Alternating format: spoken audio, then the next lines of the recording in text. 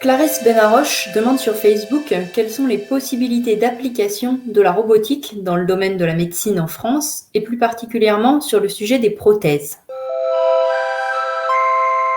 Alors si on parle de prothèses en robotique, on parle en général de prothèses articulées avec un moteur qui va faire bouger l'articulation. Par exemple, une prothèse de coude. Et dans ce cas-là, une question principale, c'est ce qu'on appelle la question de la commande.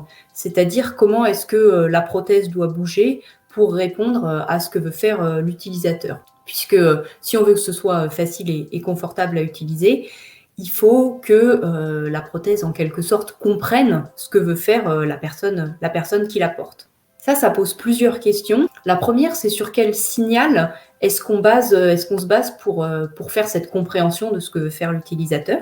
Alors, il y a plusieurs techniques qui ont été utilisées. Par exemple, utiliser des signaux neuronaux en plaçant des électrodes soit carrément dans le cerveau, ce qui est assez invasif, soit en surface du crâne. Il y a eu pas mal de recherches là-dessus. Maintenant, aujourd'hui, ça reste encore assez invasif comme technique, donc c'est assez difficile à sortir des laboratoires. Une autre possibilité, qui est sans doute la plus utilisée dans les prothèses, c'est ce qu'on appelle le contrôle myoélectrique, c'est-à-dire regarder les signaux électriques dans les muscles qui restent, qui donnent des informations sur ce que voudrait faire la personne. Une autre technique qui est investiguée, c'est de regarder, de se servir de mouvements d'autres parties du corps qui vont informer ce qu'on veut faire. Par exemple, on peut regarder ce qu'on appelle les synergies, c'est-à-dire que quand une articulation bouge, une autre bouge également. Donc en regardant le mouvement de l'épaule, ça peut renseigner sur ce que je voudrais faire avec mon coude. Ça, c'est la question du signal. Maintenant, une fois qu'on sait quel signal on veut regarder, il y a la question qu'est-ce qu'on fait avec ce signal?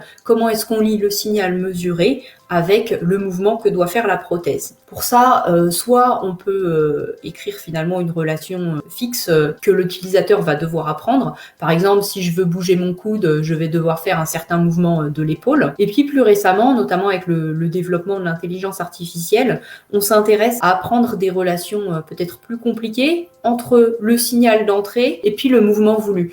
Et ces relations, on peut les apprendre en regardant par exemple ce qui se passe chez des sujets sains et chercher à les transposer chez un utilisateur de prothèse. Alors en ce sens-là, cette question sur la commande de la prothèse, elle est aussi assez proche de questions donc très similaires qui va se poser sur les exosquelettes pour l'assistance aux personnes en situation de handicap. Par exemple, pour aider à marcher des personnes paraplégiques, la prothèse vient en remplacement d'un membre qui n'existe plus, alors que l'exosquelette vient en parallèle d'un membre déficient. Ça, c'est des questions techniques qui sont bien sûr indispensables à résoudre, puisque si ça ne fonctionne pas techniquement, on ne pourra pas l'utiliser. Mais ce n'est pas la seule question pour une bonne utilisation des prothèses.